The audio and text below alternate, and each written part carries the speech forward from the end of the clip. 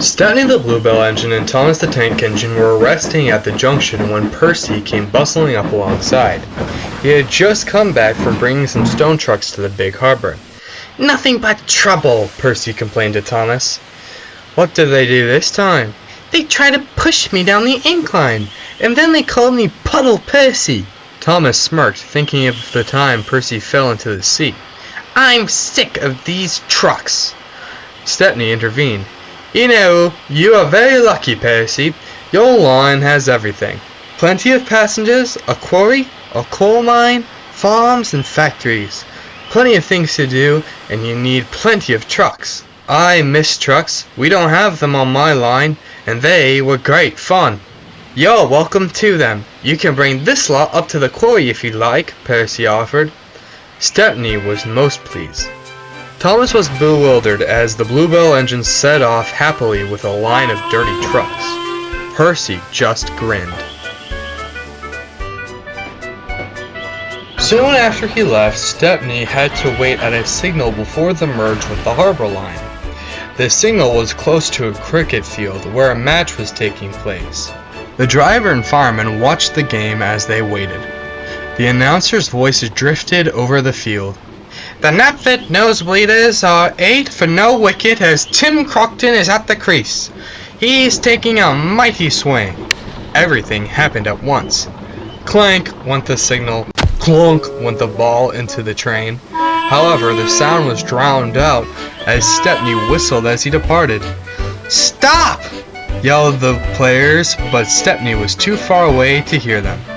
"Come along, come along, come along," he huffed as he crossed the river, leaving the frantic players behind.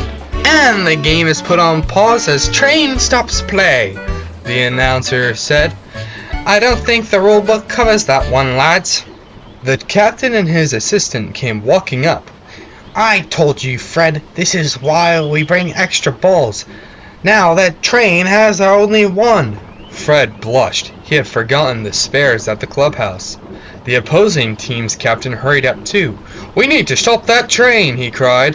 "To our bus!" One of the clubs owned a very worn-out bus. The captains and a few of their players ran up to her. "Wake up, Caroline, we're having a race." "A race?" she asked sleepily. "Against whom?" But there was no time to explain, and Caroline was hurtled onto the road.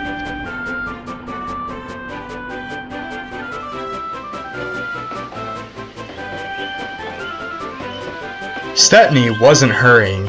He was just coming up to the dairy when Caroline came up alongside him. His crew didn't hear the shouts of the players and misunderstood what they wanted.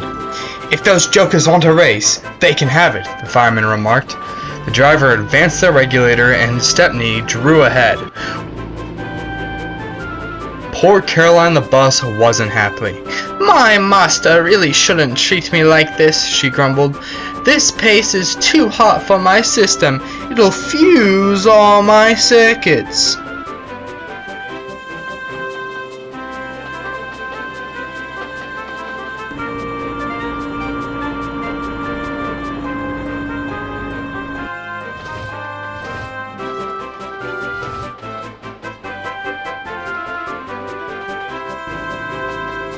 She squinted down the cutting at Stepney. "Hurrah! That silly train has run into a hole. We'll have to turn back now and go home." Poor Caroline was forced to keep going through the hills.